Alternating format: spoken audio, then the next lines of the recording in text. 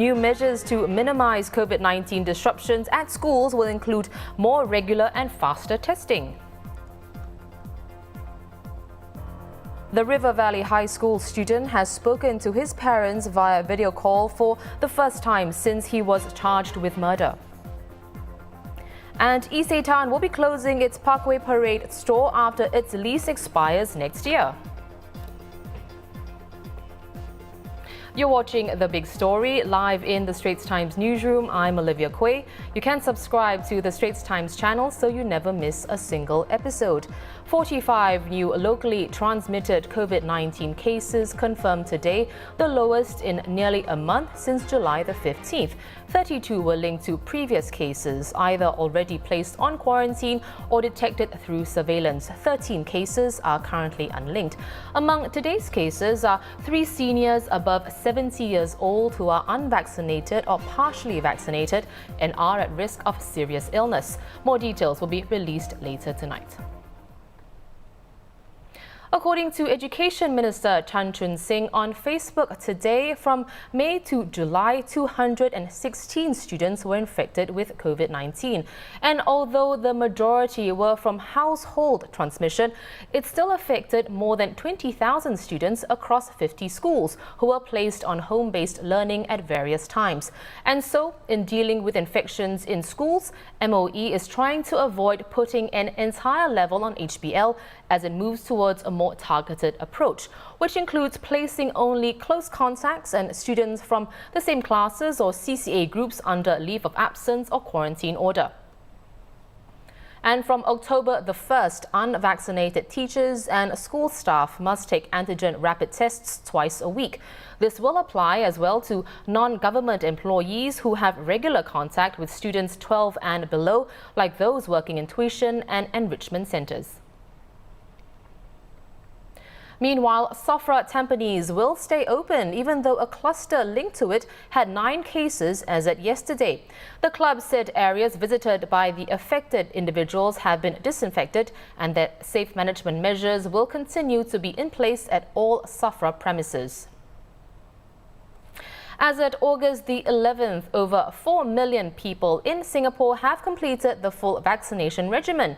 And as you can see from the orange line over here, that translates to 73% of the population, while 81% have gotten at least 1 dose.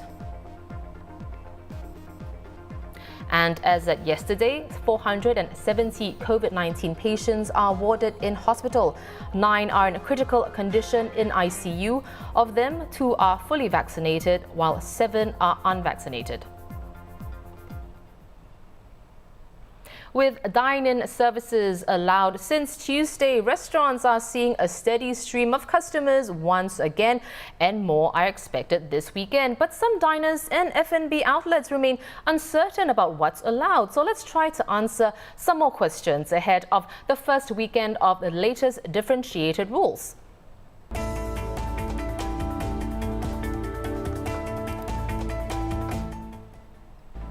First question, can I dine out with my family in a group larger than 5 if we're from the same household? Yes, but you must be seated at separate tables with no more than 5 people at each and no mixing between different groups. And of course, anyone older than 12 needs to be fully vaccinated, produce a valid negative pre-event test result, or have recovered from COVID-19. How about if I'm with more than 4 friends? Can we dine out together, even if we're seated at multiple tables?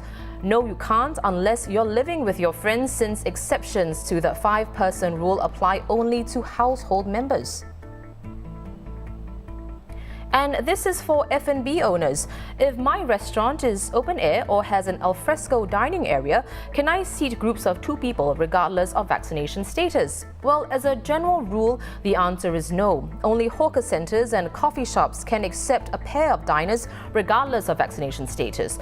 But Finance Minister Lawrence Wong has said that the government is prepared to consider making exceptions for these restaurants on a case-by-case basis.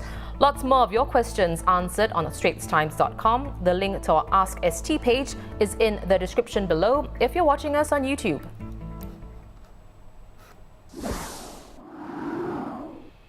Football season is upon us again. The English Premier League kicking off later tonight with fans allowed back in the stadiums for the first time since the pandemic. The season starts with Arsenal away to newcomers Brentford. Well, these are the other big matchups this weekend. Last season's runners-up Manchester United host Leeds at 7:30 p.m. tomorrow Singapore time. Chelsea and Liverpool also in action later that night. Then Tottenham versus Manchester City on Sunday at 11:30 p.m. Well, a blockbuster in its own right, but with the added element of the ongoing tussle for England captain Harry Kane. Well, here with a curtain raiser is sports correspondent Sazali Abdul Aziz, who's currently serving his SHN after returning from the Tokyo Olympics. Welcome back, Sazali, and thank you for joining me on the show today. So let's talk about Harry Kane first. Another potential British transfer record after City splashed a record £100 million for Jack Grealish. What's the latest on the Harry Kane transfer, Sazali? Well, Man City, of course, had a bid of £100 million turned down in June, with Spurs reportedly seeking £150 million instead. The latest reports, though, suggest City are ready to meet halfway and bid about £127 million. And I think it's a figure Spurs ought to not turn down. Harry Kane has made it clear he wants to leave. And with that kind of money, they can reinvest in 2 or even 3 top players. And apparently, they've begun to look at options. So watch this space in the coming days. I fully expect the deal to go through. Right. Well, even as City and Tottenham, they keep fighting over Harry Kane. They face each other in their opening fixture on Sunday. Then Leicester, Arsenal, Chelsea and Liverpool all among City's first 7 games. Azani, do you think the champions' title defence could be quickly knocked off course? You know what? I don't think the first few games will have that big an impact on them. Yes, the fixture list, as you said, is not kind.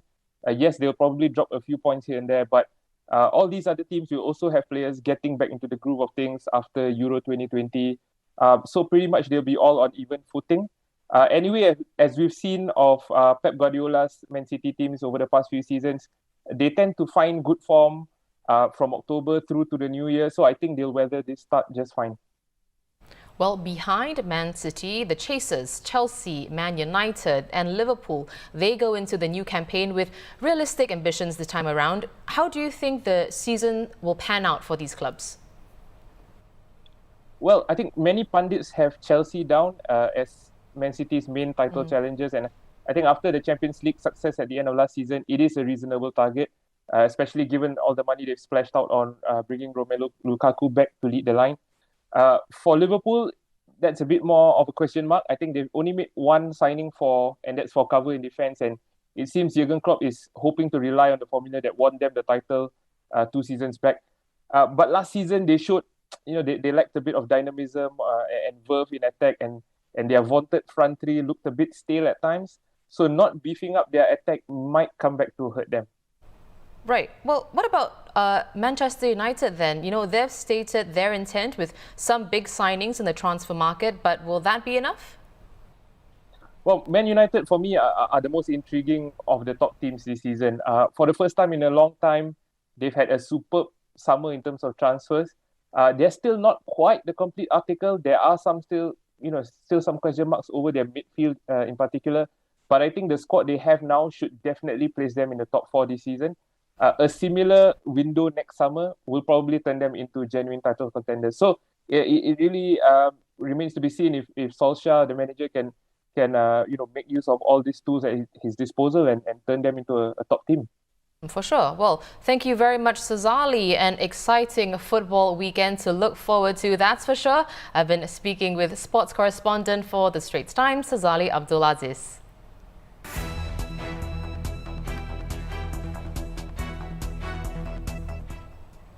A wrap of today's other headlines. 4 Royal Malaysian Air Force personnel were killed in a shooting incident at their Sarawak camp this morning. 1 man had opened fire at 3 colleagues while on guardhouse duty, then turned the gun on himself. 2 men died at the scene. The 3rd drove to a health clinic but succumbed to his injuries. Back home, the 16-year-old River Valley High School student charged with murder spoke to his parents today, the first time since he was remanded. The video call follows his last appearance in court when his lawyers requested a 5-minute chat for his family to check on the boy's well-being. Town will be closing its Parkway Parade outlet when its lease expires next March, ending almost 40 years of occupancy in the mall. Town will continue operating at its remaining stores in Shaw House, Tampines Mall and Next. In a separate announcement today, it posted a net profit of $1.25 million for the first 6 months of 2021. Well, those are our top stories for today. For more news and videos, visit straitstimes.com and subscribe to our YouTube channel by hitting the red button below. I'm Olivia Quay. See you next week on The Big Story. Enjoy the weekend.